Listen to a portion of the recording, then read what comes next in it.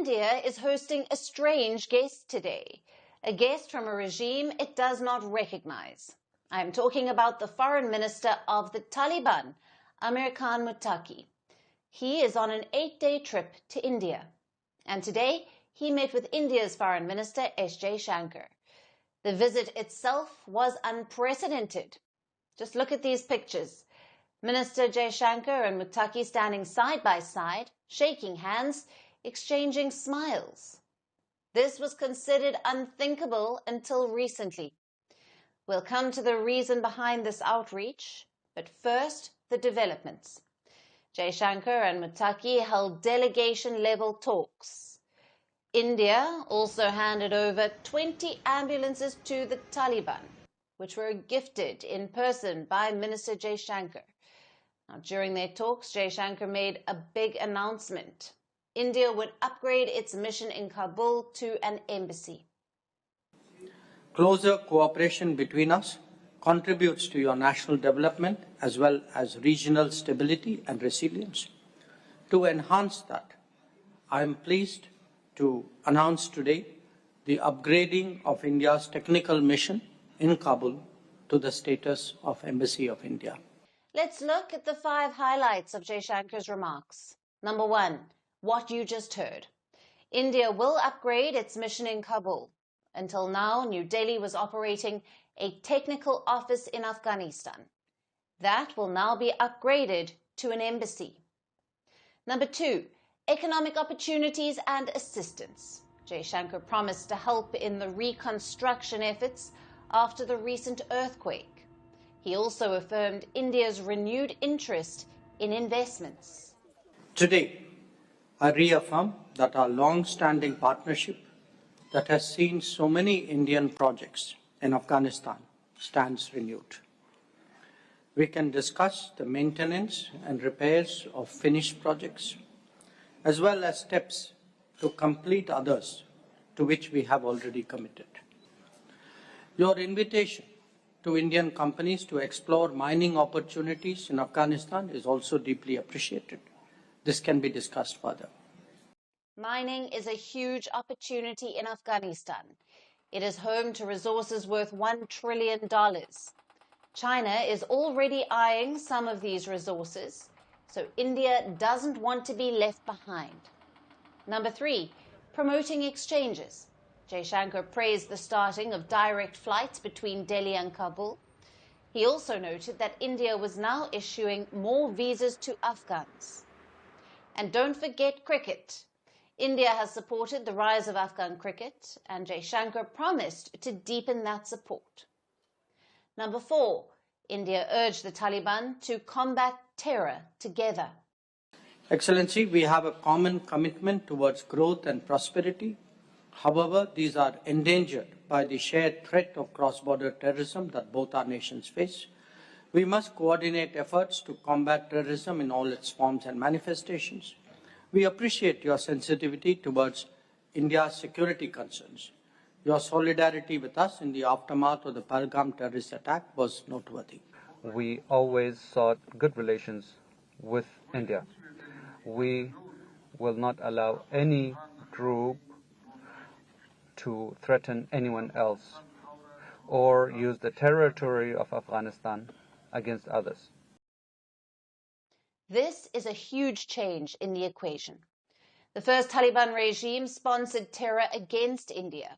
It gave refuge to Pakistani terrorists on its soil.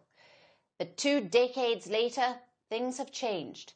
The Taliban had condemned the Pahalgam terror attack in April. Muttaqi himself called Minister Jaishankar during Operation Sindoor. And finally, number 5. India reaffirmed its support to Afghan sovereignty, territorial integrity, and independence. This is crucial in the prevailing context. US President Donald Trump is demanding a military base in Afghanistan, Bagram, just north of Kabul. The Taliban has rejected Trump's demand, and clearly India is supporting their position. Similarly, Pakistan had territory disputes with Afghanistan, and both countries are yet to agree on their border.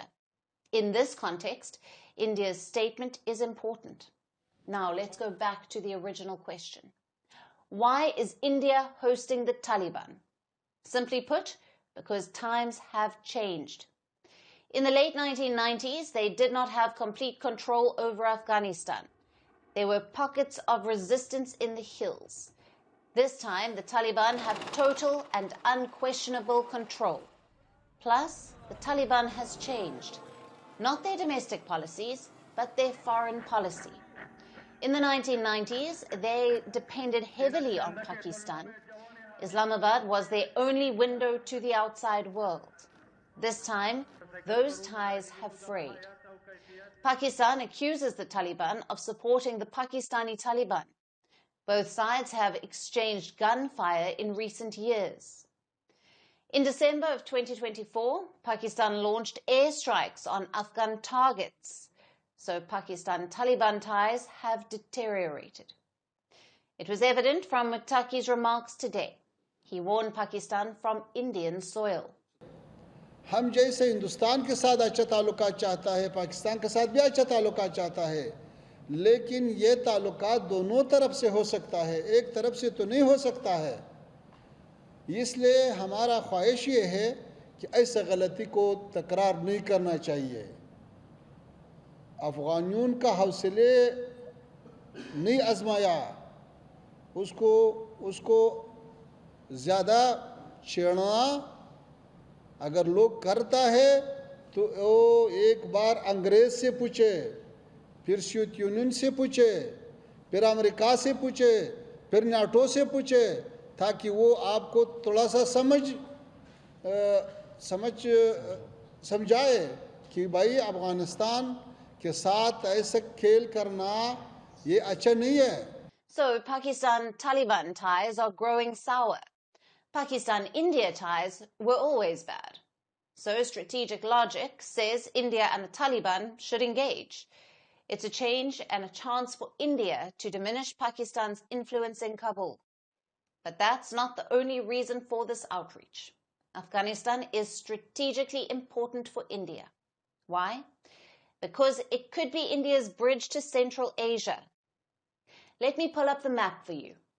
India is building a port in southern Iran at Chabahar off the Gulf of Oman. Now this port will be connected by road and rail to Afghanistan. That way, India can access Afghanistan without touching Pakistan. And just north of Afghanistan is Central Asia. This route is key for both countries. India can use it to bypass Pakistan, and landlocked Afghanistan can use it to access the sea. Today, Muttaqi spoke about Chabahar. He threw his support behind it.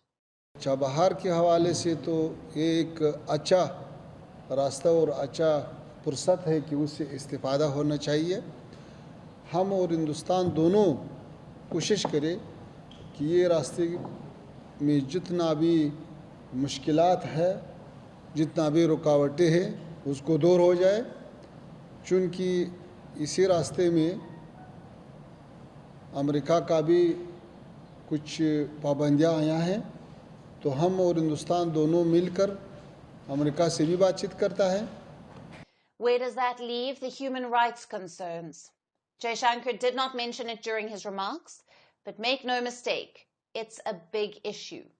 Just look at what happened at Muttaqi's press conference today. Reports say not a single female journalist was invited. This is unacceptable in a democracy like India, and this is indeed the challenge.